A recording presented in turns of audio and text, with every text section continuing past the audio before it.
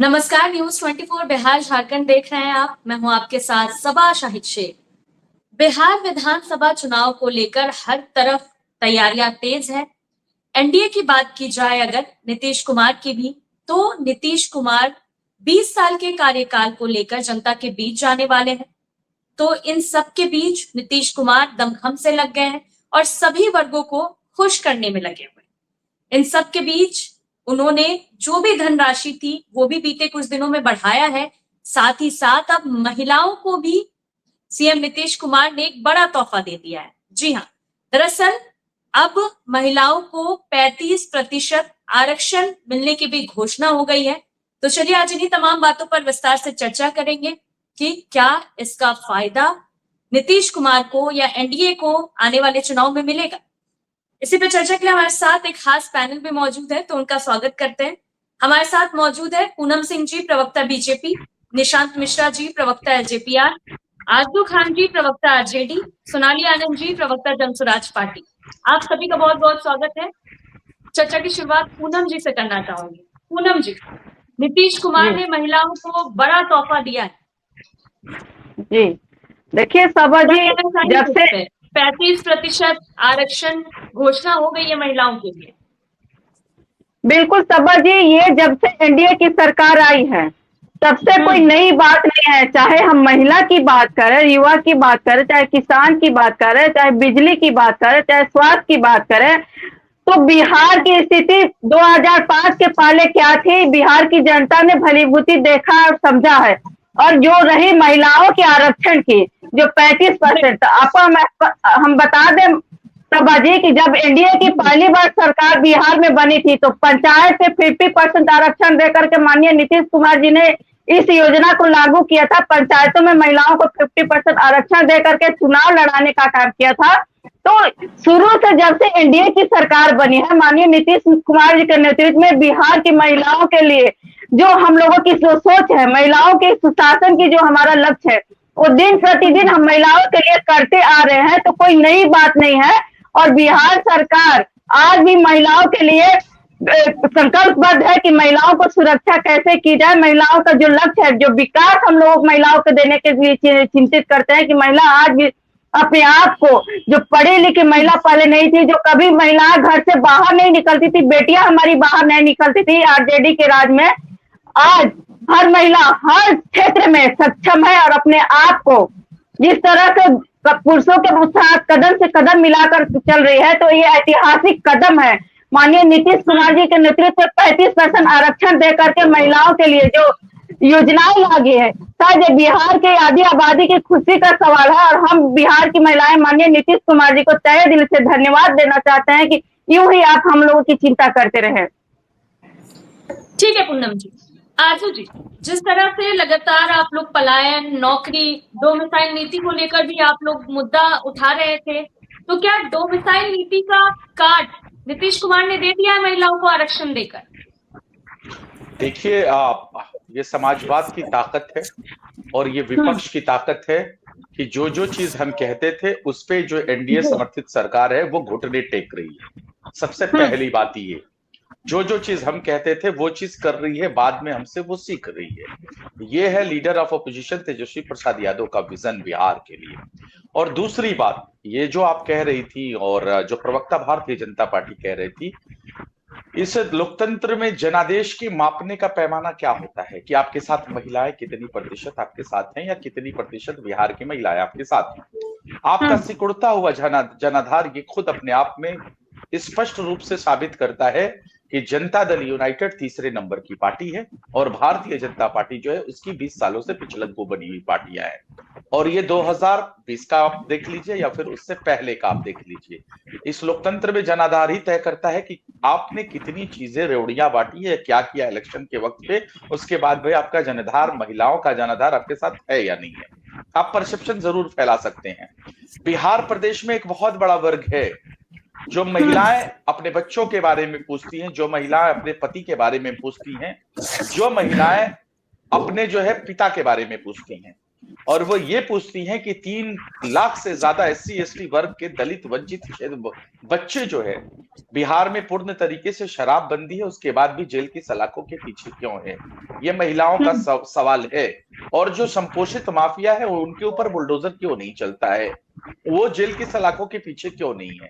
तो ये भी बिहार प्रदेश की 3 लाख महिलाओं के पति, पत्नियों और माओ की ये दर्द है, और ये सवाल पूछती है नीतीश कुमार से।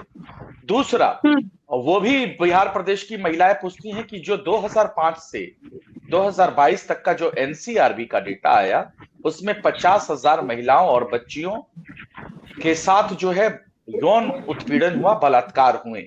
वो ऐसा क्यों हुआ 2050 से 2022, 2005 से 2022 तक? ये भी बिहार प्रदेश की महिलाएं पूछती हैं। और बिहार प्रदेश की महिलाएं ये भी पूछती हैं कि ये बताइए कि जो दलित वर्ग का जो महिलाएं हैं, जिनके बच्चे हैं, जिनकी बस्तियां हैं, उन बस्तियों को शराब माफिया आग लगा के आग के हवाले कर देते हैं, बस्तियां की बस्तियां जला देते हैं, उनके घरों का क्या, उनके बच्चों का क्या? ये भी बिहार की महिलाएं ये सवाल कर रही हैं। और वो बिहार की महिलाएं ये भी सवाल कर रही है कि हजारों लोगों की जो गलत तरीके से, जो जहरीली शराब पीने से लगातार मौतें हो जाती है, आंख की रोशनियां चली जाती है, जिनकी आंख की रोशनियां चली जाती है, जो अंधे हो जाते हैं, वो महिलाएं, वो पत्नियां और वो बच्चियां ये भी पूछ रही हैं कि नीतीश कुमार ने हमारे लिए ये क्या किया है। और ये भी पूछ रही हैं बिहार की महिलाएं कि बार बार मुजफ्फरपुर वाली बालिका गृहकांड क्यों हो जाती है? इसलिए पूछ रही हैं कि वो छोटी सी बच्ची जो शेल्टर होम से निकाली गई थी, खिड़की के दरवाजे से उसके सर को पकड़ के निकाल लिया गया था। डबल इंजन की सरकार का दम भरने वाली है सरकार, आज तक पता नहीं लगा पाई कि वो बच्ची कहां है जो कहती थी तोद वाले चाचा, जो कहती थी टकले चाचा। आज तक वो ये डबल इंजन की सरकार उन महिलाओं को सम्मान और अधिकार क्यों नहीं दिला पाई?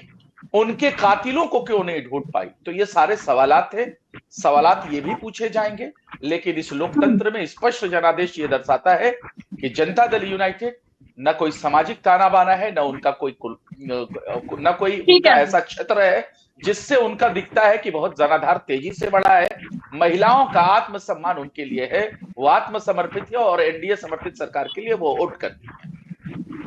ठीक है आजू जी। निशांत जी, जो मुद्दा महागठबंधन उठा रहा है, आप लोग उसी मुद्दे के तहत काम कर रहे हैं, यानी इसका मतलब तो यही है कि आप लोग खुद से नहीं सोचते, महागठबंधन के उठाने पे आप लोग सब कुछ कर रहे हैं। फिर सभा जी, मेरी आवाज आ रही है? जी जी निशांत जी। सबसे पहले तो सभी को नमस्कार। देखिए, महागठबंधन किससे सीखता है ये भी तो पूछिए। आज माननीय मुख्यमंत्री जी के कृपा से तेजस्वी यादव जी 2015 में उप मुख्यमंत्री बन गए, नहीं तो फिर ये थे कहाँ? ये तो ना 3 में थे ना 13 में। खैर, हमको उन सब चीजों में नहीं जाना है। देखिए, आप विपक्ष हैं, विपक्ष के लोगों का अधिकार है कि वो इस चीज को लेकर सवाल उठाए, जो भी सरकार की नीति में खामियां हैं, लेकिन उनका ये भी एक दायित्व तो होना चाहिए कि जब सरकार कोई अच्छा काम करे तो उनको लेकर भी बोलना चाहिए। खैर, इन लोगों को तो दिखता नहीं है, इनका चश्मा ही अलग है और इनको सिर्फ और सिर्फ हर एक चीज में अपनी प्रशंसा खुद ब खुद करने की आदत हो गई है। देखिए, ये बहुत ही प्रोग्रेसिव डिसीजन है माननीय मुख्यमंत्री जी का, और महिलाओं के लिए 35% आरक्षण जो कि बिहार सरकार में नौकरियों के लिए दिया गया है। और इससे पहले भी आप देखेंगे माननीय मुख्यमंत्री जी ने हमेशा, NDA सरकार ने हमेशा जो है महिलाओं के लिए काफी प्रोग्रेसिव सोच रखा है, चाहे वो बिहार पुलिस में हो या फिर जीविका दीदी को लेकर हो, या मेरी बड़ी बहन अभी बता रही थी पंचायत चुनाव को लेकर हो। तो ये सारी चीज में आप देखेंगे कि हमेशा से महिलाओं को बढ़ावा देने की बात NDA सरकार करती आ रही है। खैर, RJD या महागठबंधन पे मैं कोई टिप्पणी नहीं करना चाहता हूँ, क्योंकि उनको याद होनी चाहिए कि एक दौर ये भी था कि जब माँ बहन घर से निकलने के लिए कतराती थी, और आज तो नौकरी की बात हो रही है। तो इनको ये सब चीज नहीं दिखेगा। हमारी पार्टी और हमारे नेता ने इस बात का अभिवादन किया और हम सब इस डिसीजन से काफी खुश हैं, और NDA सरकार का ये डिसीजन काफी स्वागत योग्य है। ठीक है आजू जी, आपका रुख करेंगे, लेकिन उससे पहले सोनाली जी का रुख करना चाहूंगी। सोनाली जी, जिस तरह से महिलाओं को 35% आरक्षण देने की घोषणा की गई है, काफी अच्छी पहल है ये। तो महिलाओं का तो भला ही होगा इससे। जो भी घोषणाएं अभी की गई हैं, इसमें कुछ भी नया नहीं है। आप ये कह सकती हैं कि पुराने चीज को रिफर्बिश करके नए तरीके से प्रेजेंट किया जा रहा है, अंदर चीजें वही हैं। सबसे पहला सवाल ये है मौजूदा सरकार से कि जब ये डोमिसाइल पॉलिसी की बात करते हैं और इसे लागू करने की बात करते हैं, तो ये पार्शियली क्यों इसे लागू करते हैं? ये पूरे बिहार के जॉब्स पे लागू होना चाहिए, जो कि जनसुराज हमेशा से फर्स्ट डे से इसकी वकालत करता रहा है।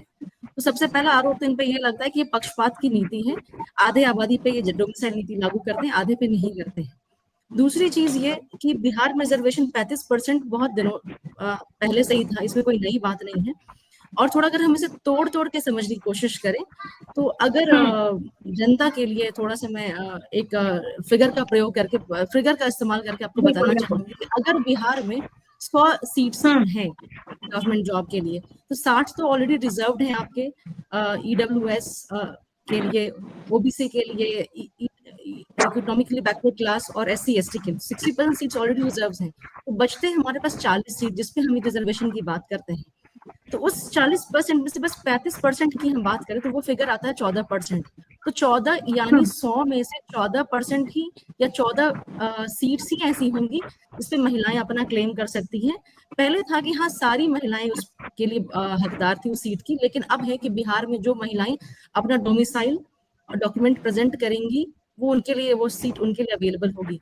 तो 100 में से 14 सीट ये छोटा सा कदम है, लेकिन कोई ये बहुत बड़ा कदम नहीं जिसके लिए सरकार की बहुत बड़ी तारीफ की जाए। सरकार की तारीफ उस वक्त की जाती है, हम विपक्ष होकर भी सरकार की तारीफ करते हैं अगर वो डोमिसाइल नीति पूरे हर वर्ग के लोगों पे लागू करती, पूरे बिहार में पुरुष और महिला दोनों पे लागू करती। तो सबसे पहला क्रिटिसिज्म ये था, एक तो पक्षपात, और जो इन्होंने किया है बस पुरानी बात को नए तरीके से प्रेजेंट कर रहे हैं। तो कहीं ना कहीं ये जो डोमिसाइल पॉलिसी है बस 40% जो हमारा जो सीट्स अवेलेबल होंगे बिहार में गवर्नमेंट जॉब्स के उस पे ये लागू होता है। 60% तो और भी कुछ आप कर नहीं सकते थे, ऑलरेडी रिजर्व थी वो सीट्स। दूसरी बात ये बात आपको इतनी देर बाद क्यों याद आई, जब कुछ साल पहले जब टीचर के बहुत भारी संख्या में नियुक्ति हुई थी, 60,000 लोग बिहार से बाहर के टीचर के सीट्स पे अपॉइंटेड हुए, और बाकी ये जब बिहार की जनता को इसका लाभ मिल सकता था तब आपने अपनी आंखें बंद करके रखी, तभी आपने राजनीति से अपनी रोटी सेकने के काम किया। लेकिन जब आप इलेक्शन नजदीक आया है तो लोगों को बरगलाने का काम आप कर रहे हैं, क्योंकि आप जनता भोली है, बस वो 35% रिजर्वेशन समझती है और आपने एक ब्लैंक स्टेटमेंट दे दिया और बाकी जनता उसमें उलझ गई। जब टेक्निकली तो आप तोड़ के बात करेंगे तो आपको समझ में आएगा कि कोई बहुत बड़ा गवर्नमेंट में लाया है। म्यूट कर लीजिए आरजू जी, सोनाली जी को बोलने दीजिए। तो मेरा यही कहना है कि अगर आप सच में बिहार की महिलाओं का भला चाहते, बिहार की जनता का भला चाहते, तो डोमिसाइल पॉलिसी पूरे वर्ग पे लागू होता, ना ही एक आधे सेगमेंट पे। और उसमें भी मैंने फिगर तोड़ के आपको बता दिया, 100 वैकेंसी निकलती है तो 14 वैकेंसी पे इस जो नई नीति लाई गई है उसका लाभ महिलाओं को मिलेगा। तो कोई खासा फर्क पड़ने नहीं जा रहा, लेकिन हाँ ये छोटा सा पहल है। और इसके लिए भी मैं यही कहूंगी कि जनसुराज ने इतनी बड़ी स्केल पे डोमिसाइल नीति की बात कही, बार बार इस मुद्दे को उठाई। जब बिहार के लोग बेरोजगार है तो आप बाकी लोगों को नौकरी देने की बात करते हैं, अन्य राज्यों को, बाकी राज्य के लोग बिहार में आके नौकरी करें और बिहार के राज्य के लोग बाकी स्टेट में जाके मजदूरी करें, तो कहीं से ये जस्टिफाइड नहीं है। ये सामाजिक न्याय जो कहते हैं ना, ये उसकी बात नहीं है, सोशल जस्टिस भी नहीं है। तो हम यही कहना चाहते हैं कि कोई बहुत बड़ी बात नहीं है जिसके सरकार की बहुत प्रशंसा की जाए। ठीक है सोनाली जी। पूनम जी, कोई बड़ी बात नहीं है ये, जवाब दे दीजिए। छोटी मोटी बात है ये तो, आरक्षण मिलना महिलाओं को। देखिए सब्बा जी, शायद जनसुराज की जो प्रवक्ता है, इतने दिन से तो बिहार की चिंता इन लोगों को थी नहीं। नई पार्टी बनी है, कुछ सीखने की आवश्यकता है, सीख रहे हैं। ये बताए कि 2005 से पहले की सरकार क्या थी ये नहीं बता पाएंगे, और इनको लगता है कि छोटी बात है। जो महिलाएं आज पुरुषों के साथ कदम से कदम मिलाकर चल रही है, आज ये भी चैनल डिबेट पे बैठ करके इस तरह से हम लोग के सामने डिबेट कर रही हैं। ये पहले की स्थिति नहीं थी कि महिलाएं अपनी बात भी कई मीडिया चैनल में रख सकती थी, लेकिन आज की स्थिति ये है कि बिहार की महिलाएं अपनी बात एकदम किसी के दबे दबाव में नहीं आकर स्वतंत्र रूप से अपनी बात रखती है, और पुरुषों से अच्छे काम कर करके महिलाएं दिखाने का काम करती हैं। ये शायद भूल जाती है कि महिलाओं को दिन दोपहर में चलना मुश्किल हो जाता था, और आज 33% जिस तरह से केंद्र में माननीय नरेंद्र मोदी जी ने जो बिल ला करके संसद में पास किया, शायद ये इनके लिए ये भी कोई बड़ी बात नहीं हो सकती है, क्योंकि इन्होंने महिलाओं को सम्मान के बारे में कुछ सोचा ही नहीं है। यदि सोची होती तो शायद कहती कि नहीं ये अच्छी कदम है, यदि बिहार की सरकार कुछ अच्छा करे तो अच्छा करे। लेकिन इनके लिए तो बड़ी बात कब होगी जब ये कहेंगे कि नहीं हम अच्छा काम कर रहे हैं, तो इनके लिए बड़ी बात होगी। नीतीश कुमार एनडीए की सरकार महिलाओं के लिए कुछ अच्छा काम कर रही है, डोमिसाइल नीति की ये बात कर रही है। ये बताए हमारे आरजेडी के प्रवक्ता भी कि जिस जिस राज्यों में इनकी सरकारें हैं क्या वहां ये लोग डोमिसाइल नीति लागू किए हैं क्या, नहीं। लेकिन जब बिहार की बात आएगी, जब वो भी चुनाव के समय, चुनाव से पहले लोगों की ये सोच नहीं थी, चुनाव के कुछ दिन पहले ये लोग देख लीजिए कि किस तरह से कहते हैं कि सारा क्रेडिट हमारी है, हमने मांग की। आप नौकरी 17 महीने से तेजस्वी जी बने थे तो बोल रहे थे कि वो काम हमने किया, नियुक्ति पत्र हमने दिया। अरे आप लोग झूठ बोलना बंद कर दीजिए, दूसरे का क्रेडिट लेना तो बंद कर दीजिए। आप बता दीजिए ना, जो उसके पहले आपके माता पिता की सरकारें थी तो कौन सी नौकरियां कितने बिहार के युवाओं को आपने देने का काम किया, क्या उस समय आपकी ज्ञान कहाँ चली गई थी? उस समय आपके माता पिता को बताए होते कि माता पिताजी हमारी सरकार है, केंद्र में भी कांग्रेस की सरकार है, उस समय बिहार की जो मांगे थी वो भी वो लोग पूरी करते और डोमिसाइल नीति लागू करते, किसी ने रोका तो नहीं था। उस समय ये कर दिए होते क्योंकि इनकी सरकारें थी। तो उस समय क्या भारतीय जनता पार्टी रोकने गई थी क्या? नहीं, न एनडीए की सरकार रोकने गई थी। लेकिन ये झूठा श्रेय लेने का काम करते हैं। 17 महीने में क्या बोले थे विजय चौधरी जी, ये सारी योजनाएं जितनी थी सारी हम लोगों की एनडीए सरकार में हुई थी, तो जो बस गठबंधन टूटा था तो हम लोग चले गए कुछ दिन के लिए, तो ये जो नियुक्ति पत्र थी वितरित की गई थी उनको दिया गया था। तो क्रेडिट लेना तो इन लोगों को शुरू से ये कहते हैं कि क्या जनाधार नहीं है, रेवड़िया है। ये बता दे कि चुनाव में एक किन किन लोगों को टिकट देते हैं। आज लालू प्रसाद यादव जी 12वीं बार राष्ट्रीय अध्यक्ष बने, क्या इनके पार्टी में और कोई नेता नहीं है कि सिर्फ एक ही परिवार के एक ही व्यक्ति राष्ट्रीय अध्यक्ष बनेंगे? यदि बिहार में चुनाव की बात करें तो बिहार का मुख्यमंत्री राबड़ी देवी जी ही बनेंगी। पुरुषों की बात करें तो विधानसभा का चुनाव लड़ लीजिए, उसमें दोनों बेटे इनका चुनाव लड़ेंगे, क्योंकि डिप्टी सीएम भी बनेंगे तो तेजस्वी जी बनेंगे, मंत्री बनेंगे तो तेज प्रताप जी बनेंगे, और लोकसभा का चुनाव तो इनकी दोनों बहनें ही चुनाव लड़ेगी। भैया आप कितना झूठ बोलेंगे? महिलाओं को सम्मान देना आप कब सीखे हैं? आप बता दीजिए ना। आप तो सब झूठ बोलते हैं और बिहार के लोगों को ठगने का काम करते हैं। और एक बार लालू प्रसाद जी को किसी ने मुख्यमंत्री बनाने का काम किया तो भारतीय जनता पार्टी ने समर्थन देकर के उनको मुख्यमंत्री बनाने का काम किया, तो जनाधार है। वो सब बात की बात है। आज जो मुद्दा है उस पे रहते हैं पूनम जी। आशु खान जी, नहीं, जब सवाल पूछा जाता है तो आप लोगों को आईना दिखाने का काम किया जाता है। आईना दिखाया जा रहा है आप लोगों को। माइक म्यूट पे आशु जी, अनम्यूट कर लीजिए। सबा जी, ये क्या हमको आईना दिखाएंगी? अगर इनको आईना दिखा रही है बिहार की जनता, और वो ये बता रही है कि एक ही मुख्यमंत्री 9 बार बार गठबंधन बदल के, पाला बदल के, पलटी मार के मुख्यमंत्री बन जाते हैं, लेकिन बेशर्मी ये है कि सवाल आप उनसे नहीं कर सकते। और कोई भी विधायक दल की बैठक के बाद मुख्यमंत्री चुना जाता है, ये एक संवैधानिक प्रक्रिया है। पहले भारतीय जनता पार्टी के प्रवक्ता महोदय को ये जान जाना चाहिए। दूसरी बात, इनके पास तो उपलब्धियां है नहीं। उपलब्धि नहीं है तो ये कहां चली जाती है 1947 से भी पहले, जहां इनका योगदान ही देश की आजादी में नहीं था, और ये आके आज प्रवचन देती है। ये आज बात करती है, हमको आईना दिखाने की बात करती है। देश की आजादी में किनका योगदान था ये बता दीजिए ना। सिर्फ लालू प्रसाद यादव जी को क्या योगदान देने का काम किया था, और भारतीय जनता पार्टी ने कोई योगदान नहीं था। प्लीज मुझे कंप्लीट करने दीजिए। आप एक महिला है, वरिष्ठ महिला है। मैं कहता हूं कि आपको उपलब्धि बता देनी चाहिए थी अपने सरकार की, लेकिन आप कहां चले जाते हैं 20 साल 40 साल अतीत में जाके झूठ, परसेप्शन, भ्रम जाल फैला के राजनीतिक हित की तरफ फायदा लेना चाहती है। अब ये बताइए कि जब वो चीजें सर्कुलेट हुई है विधान परिषद के अंदर, विधानसभा के अंदर परिषद हुई है, जब तेजस्वी यादव ने कहा कि हम 10 लाख रोजगार देंगे, तो भारतीय जनता पार्टी से लेके देश प्रदेश के आदरणीय मुख्यमंत्री तक आ गए सामने। कहां से लाओगे रोजगार? ये चीजें तो मतलब पब्लिक डोमेन में है ना, सब जानता है ना, आप किसको झूठ बोल रही हैं। उसके बाद फिर महागठबंधन की सरकार बनती है और वो विजन 5 लाख नियुक्ति पत्र और 3.5 लाख पाइपलाइन में डाल के हम आते हैं। तो पहला, ये जातीय जनगणना कभी देश में नहीं हुआ था। पहली बार महागठबंधन के सरकार में जातीय जनगणना होती है। वो विजन किसका है? वो leader of opposition Tejashwi Prasad Yadav का है। हमने कहा था कि शिक्षकों को राज्यकर्मी का दर्जा दिलवा के रहेंगे। आपने कहा हो ही नहीं सकता। आपके विजय सिन्हा जी और सम्राट चौधरी ने कहा ये कभी हो ही नहीं सकता। और ये भी पब्लिक डोमेन में है। आप कह सकती हैं कि वो सारी चीजें झूठी हैं, आप ये भी कह सकती हैं कि मीडिया झूठ फैलाई है, ये सारी चीजें मीडिया में भी हैं। तब हम लोगों ने शिक्षकों को राज्यकर्मी का दर्जा दिलाया, उसके बाद भी आपका झूठ भ्रम नहीं फैलता है, कहती है कि क्रेडिट चोर है। अरे हम विजन वाले लोग हैं, जो विजन पहली बार हमने दिखाया उस पे आप शिक्षा पे बात करती हैं, रोजगार पे बात करती हैं। हम पलायन पे बात कर रहे थे, अभी 20 दिन पहले 10 दिन पहले हम डोमिसाइल नीति पे बात कर रहे थे और हमने कहा था कि हमारी सरकार बनी तो हम डोमिसाइल नीति को लागू करेंगे। आप तुरंत देखिए कि जल्दी से इनका चोरी कर लीजिए, कॉपी कर लीजिए। हमने कहा कि आपकी सरकार में 20 सालों से हो रहा है ना, अच्छी चीजें हैं ना, ये अच्छी चीजें हैं। कम से कम विपक्ष में इतनी ताकत है, विपक्ष इतना प्रहरी है कि सत्ता पक्ष को मजबूर कर रहा है घुटने पे बैठने के लिए। हमने कहा था अभी कुछ दिन पहले कि 400 वृद्धा पेंशन है, उसको बढ़ा के हम 1500 करेंगे। आपने 1100 कर दिया आनन फानन में, 400 अभी भी बाकी रह गए हैं।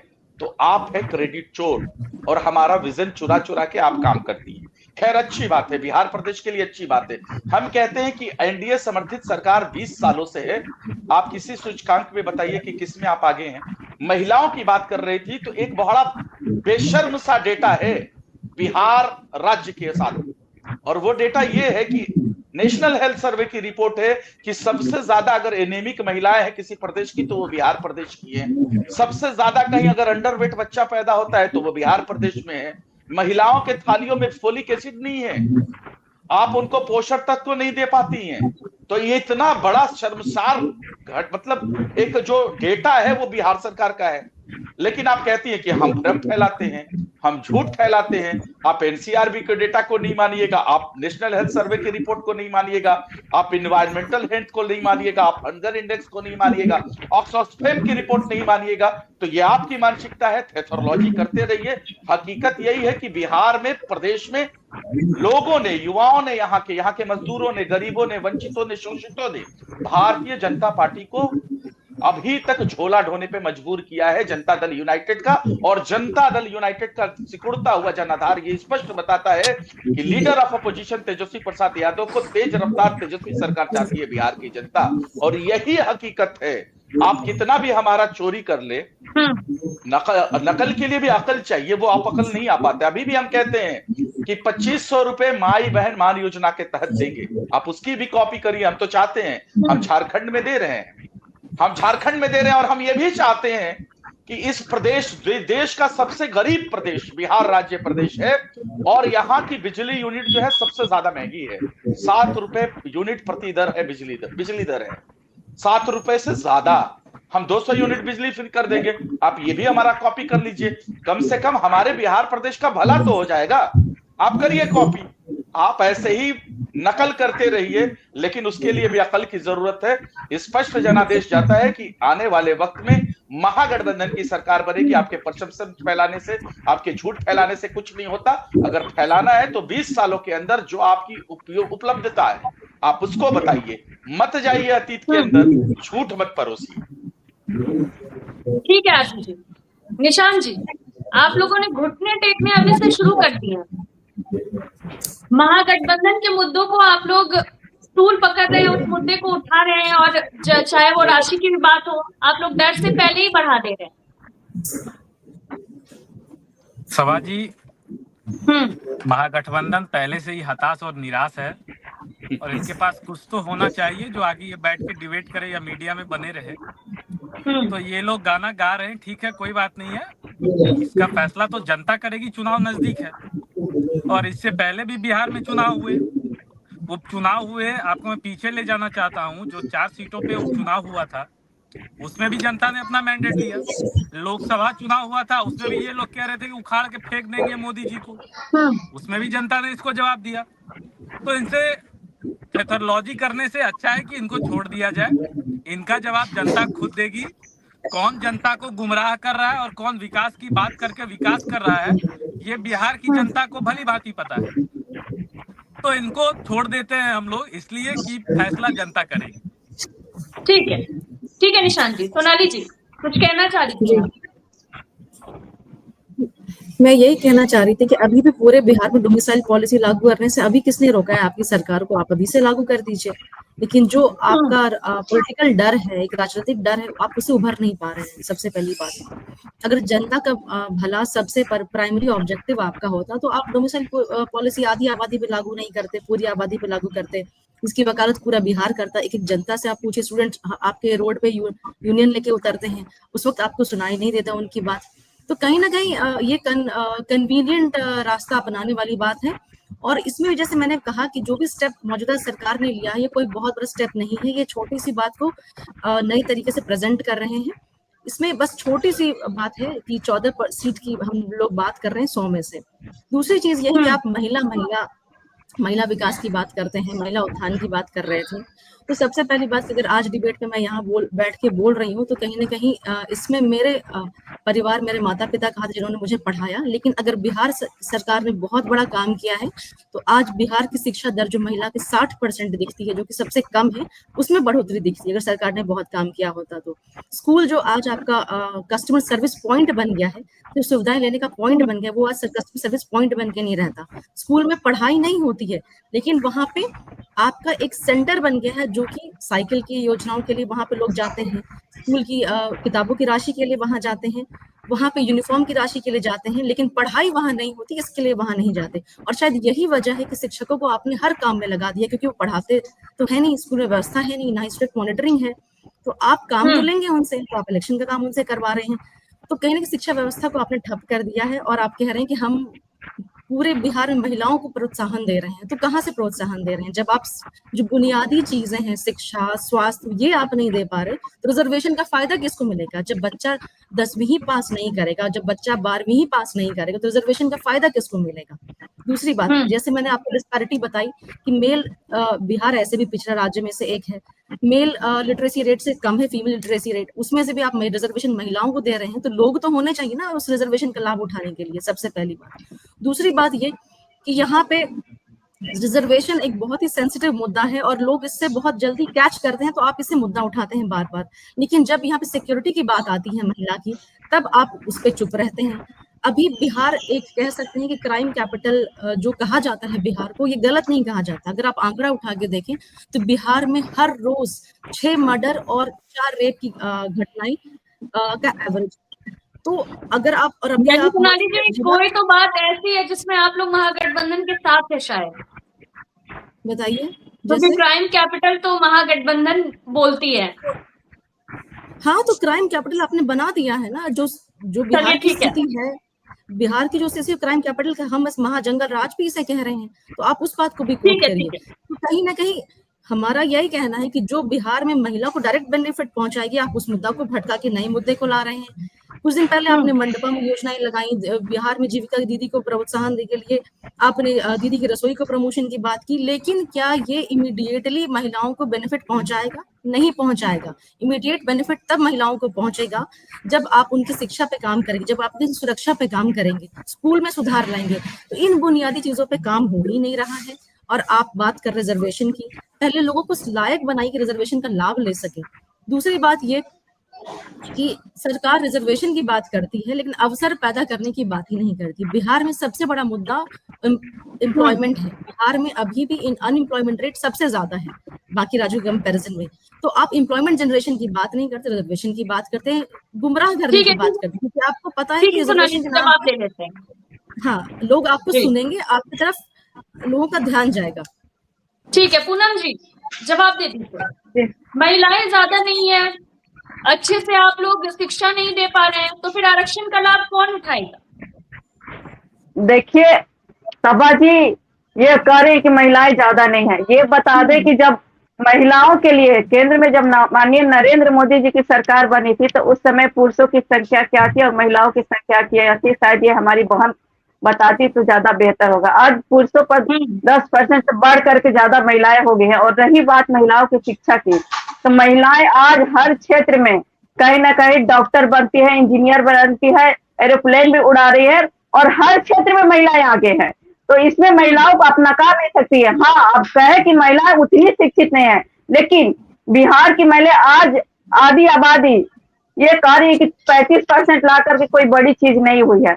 ये बता दे कि इससे पहले क्या थी, ये नहीं बता रही हैं अभी। और रही बात डोमिसाइल की, बात करिए डोमिसाइल, क्या आपके कहने से लागू होगा? सरकार को लगेगा कि नहीं हमें डोमिसाइल की आवश्यकता है, जब आवश्यकता लगी तो माननीय मुख्यमंत्री जी ने लागू किया। इसमें किसी को दबाव में आकर के ये निर्णय जो लिया गया है नहीं लिया गया है। हमारे आरजेडी के प्रवक्ता कह रहे थे कि जातीय जनगणना पूनम जी एक बात बताइए, तो क्या मुख्यमंत्री को सिर्फ ऐसा ही लगा कि महिलाओं को ही देना चाहिए? बिल्कुल नहीं, ऐसा यदि होगा तो पुरुषों को भी उनके हक में ही है डोमिसाइल नीति। आप बता दीजिए कि पुरुषों के लिए चाहे महिलाओं के लिए योजनाएं सरकार ला रही है कि नहीं ला रही? आप बता दीजिए। 10.5 करोड़ सभा जी आंकड़ा सुन लीजिए, 10.5 करोड़ महिलाओं को 90 लाख से ज्यादा सेल्फ हेल्प ग्रुप से जोड़ा गया है। आज महिलाएं उस जगह पे अपने आप को जिस तरह से आगे बढ़ चढ़कर आत्मनिर्भर बन करके काम कर रही है, तो क्या ये बिहार की महिलाओं के लिए अच्छी बात नहीं है क्या? ये तो भ्रष्टाचार कर रही है बिहार सरकार। अब ये बताएंगे कि राज्य में अब जो हमारी पहले से जो स्थिति क्या थी बिहार की, महिलाओं को, ये लोग महिलाओं को घर से बाहर नहीं निकलने देते थे। इनके घर में रची रचाई योजना बनती थी, अपहरण होते थे, नरसंहार होते थे, हत्याएं होती थी, अपहरण होते थे, यहाँ तक कि बलात्कार भी होती थी। तभी तो जनता ने आप लोगों को चुना। बिल्कुल, तो उसी बिहार का नहीं तो सब्बा जी, उसको हम लोगों ने सुधारने का काम किया। आज इस जगह पर हम पहुंचे हैं कि आज आगे बढ़ चढ़ करके ये एनडीए की सरकार को किसी ने चुनने का काम किया। तो मानिए बिहार की सरकार को जनता ने चुना है, किसी के कर्मों रहम पर हमारी सरकार नहीं बनी हुई है। ये कहते हैं कि नीतीश कुमार जी लगातार मुख्यमंत्री, अरे भैया मुख्यमंत्री भी तो आपने भी बनाने का काम किया था। आरजेडी के प्रवक्ता को बताना चाहिए कि आप किसके कर्मों पर आपके नेता ड्यूटी से बन जाते हैं। छोटा सा जवाब ले लेते हैं आरजू जी से। जी आरजू जी, देखिए, इस अगर प्रदेश का मुख्यमंत्री अगर आए और कहें कि हमको भारतीय जनता पार्टी दबा रही है, हमको तोड़ना चाहती है, तो क्या कर सकते हैं? अरे मुख्यमंत्री जी तो अभी तो हम 2 बार उनको मौका दिए थे, इधर उधर चले गए, तो उनको चाहते कि संभल जाए, लेकिन ये संभले नहीं। तो क्या मुख्यमंत्री जी गलत कर रहे हैं? आपको तो 2 बार संभलने का मौका दिए। बोलिए बोलिए। ये परेशान है, ये परेशान है, इनको अरे परेशान तो आप लोग हैं। डॉक्टर को दिखाइए, डॉक्टर को दिखाइए, क्या आप दिखाइए, आपके साथ डॉक्टर को दिखाइए, सुन लीजिए, आपके नेता करते हैं, नमित है, आपके डिप्टी सीएम है। समय की कमी, आप लोगों को जवाब तो लीजिए ना, बोलने दीजिए, जवाब तो ले लीजिए ना। अगर आपको तेजस्वी फोबिया हुआ है तो कहीं चले जाइए, दिखा लीजिए, कोई परेशानी वाली बात नहीं। चलिए ठीक है, ठीक है। जब इस प्रदेश के मुख्यमंत्री बता दीजिए, क्यों निराश है, क्यों हताश है, क्यों घबराहट में है, परेशानी है, जनता के जनादेश से डर क्यों है आपको? क्यों मत डरिए, हम महिलाओं के साथ मत डरिए। सरकार की जो सरकार ने बिहार की जनता देखा, डर आपको लगनी चाहिए, क्योंकि बिहार की जनता ने जनरल राज को नकार दिया है। आप मुझे बोलने दीजिए, जो लोकतंत्र ने मुझे बोलने की आजादी दी है, कम से कम मुझे बोलने दीजिए। आज जी बोलिए, समय की कमी है, मुद्दे पे रहिए, बोलिए। अब बताइए, प्रदेश के मुख्यमंत्री आते हैं, कहते हैं कि हमको भारतीय जनता पार्टी तबाह कर रही है, बर्बाद कर रही है, मेरी पार्टी को तोड़ना चाहती है, तो राष्ट्रीय जनता दल क्या करेगी? गरीब वंचित शोषितों के लिए जानी जाती है, अपनी बहस फैलाती है और नीतीश कुमार को फिर से सीएम बनाने का काम करती है। इसमें क्या परेशानी की बात है? हम तो ऐसा नहीं ना करते कि हमारा डीएनए जो है भारतीय जनता पार्टी का डीएनए नहीं है। पूरे देश के पूरे प्रदेश के जितने भी बिहारी थे, उनके सर के बाल, दाढ़ी के बाद नाखून तक फॉरेंसिक रिपोर्ट के लिए आपने भेज दिया दिल्ली में टेस्टिंग के लिए। उसके बाद भी जाके आपने डीएनए आपका आरएसएसवादी, गोडसेवादी हो गया, जाके जनता दल भारतीय जनता पार्टी से आप जाके मिल जाते हैं। मैं मुद्दे पे ही हूं। ये इतना परसेप्शन फैलाती हैं और ये सारी बातें कहती हैं। ये अभी साक्षरता की बात कर रही थी। अरे बिहार ऐसा प्रदेश है जहां से 100 में से सिर्फ 9 बच्चे इंटरमीडिएट में पास आउट करते हैं, और बजट 63,000 करोड़, 66,000 करोड़। आप करती क्या है? सबसे ज्यादा पूरे विदेश में अगर कोई ऐसा पहला राज्य है जहां सबसे ज्यादा हाई स्कूल जाते जाते बच्चा अपनी पढ़ाई छोड़ देता है, तो मुबारक हो आपको। आपके एनडीए समर्थित सरकार बिहार प्रदेश में है, ये भी शर्मिंदगी वाला डेटा आपकी सरकार में है। हर चीजों में पिछड़ेपन में नंबर 1 है, और आके यहाँ टीवी पे बैठ के झूठ बोलती हैं आप, झूठ परोसती हैं आप। ये झूठ के कारोबार नहीं चलेगा, ये ठीक झूठ है, का आप कारोबार निशान जी, खत्म कर देगी ठीक है, प्रदेश ठीक की है, ठीक जनता है, मुझे समय और की कमी है आपको निशान झोला जी। ही ढोने का बिहार वादा हर करेगी। चीज में पीछे है, फिर आप लोग किस बुनियाद पे, किस आधार पर दावा करते हैं कि भला हो रहा है बिहार का? अरे भाई, तो आपको भी तो मौका मिला था 17 महीने, शिक्षा विभाग तो आप ही के पास था, तो आपने कौन सा डेटा को ठीक कर दिया? देखिए सभा जी, अगर कहीं दिक्कत है, खामियां है, तो हम लोग उसको स्वीकारते भी है। ऐसा नहीं है कि जो डेटा है उसको हम लोग नकार देते हैं कि नहीं भाई ये झूठ है। उस पर सरकार बहुत सोच रही है, उस पर काम कर रही है, और उस पर हम लोग बहुत जल्द ही किस तरीके से किया जाना चाहिए उसको लेकर काफी हम लोग एक्टिव हैं। लेकिन जो इनको मौका मिला था उस वक्त क्या हुआ था, उनका जवाब तो इनके पास नहीं है। ये तो छाती पीटते हैं कि भाई एनडीए सरकार में ऐसा है, वैसा है, ये डेटा है, वो डेटा है। लेकिन आप भी तो उस 20 साल के शासन में, आप भी तो नीतीश कुमार जी के साथ सरकार में थे, तो आपने क्या कर दिया? तो ये कहना, इल्जाम लगाना बहुत आसान होता है, लेकिन सरकार बहुत सारे मुद्दे पे गंभीर है और जो भी खामियां है उसको दूर करने की कोशिश की जा रही है। लेकिन ठीक है सरकार ने निशान कितना जी। काम किया है इसके लिए, वो भी बात तो देखना पड़ेगा। जो बच्चियां स्कूल नहीं जाती थी, आज उन बच्चियों का स्कूल में आप जाके देखिए कितना % अटेंडेंस है, कितने बच्चे स्कूल जा रहे हैं। आप तुलना कर लीजिए ठीक है एनडीए निशान जी। सरकार से और महागठबंधन के सरकार से, तो आपको खुद ब खुद मिल जाएगा। ठीक है निशान जी, आज मुझे छोटा सा जवाब, समय की कमी है। देखिए ना, ये बात करते हैं कि हमने क्या किया। अरे हमने इतना काम किया 17 महीनों में कि देश में इतिहास बन गया। शराबबंदी हमारे महागठबंधन की सरकार में लागू हुई, जातीय जनगणना हमने करवाया, खेल में मेडल लाओ और सरकारी नौकरी पाओ हमने करवाया, जातीय बहुत बढ़िया। जनगणना सुन लीजिए, राज्य कर्मियों नहीं को, नहीं, क्रेडिट आप ले लीजिए शिक्षकों को और राज्य बाकी कर्मी का चीजें दर्जा बाकी अब दिलाया, कहाँ से नियुक्ति जातीय प्रदान जनगणना बांटे। पीछे ये तो शुरू से में तो इतिहास बन एनडीए गया के ना, साथ नीतीश देश कुमार में जी थे इतिहास और बन फिर गया। कोई माननीय अरे देश नरेंद्र में मोदी जी के इतिहास बना। नेतृत्व में बिहार की जनता का नेता जो गैस है, अब कहाँ से महागठबंधन की जातीय सरकारें जनगणना मिलकर में के जो है अब इतिहास बिहार बना, से कहाँ और वो साबित हुआ इतिहास बताइए? आपके बीच आपके बाकी जितने है। शासित राज्यों में सरकार है, क्या 20 आपने सालों की जातीय एनडीए जनगणना समर्थित कराने सरकार का में काम नहीं किया है बना। क्या? 20 सालों आप के झूठ भाजपा बोलना और बंद आरएसएस के करिए, राज में, जनता दल झूठ यूनाइटेड बोलना के राज्य सीखे, में झूठ बोलना नहीं बंद बना कर दीजिए। सरकार में। यही सच्चाई बहुत है। शुक्रिया आप सभी का हमारे साथ जुड़ने के लिए।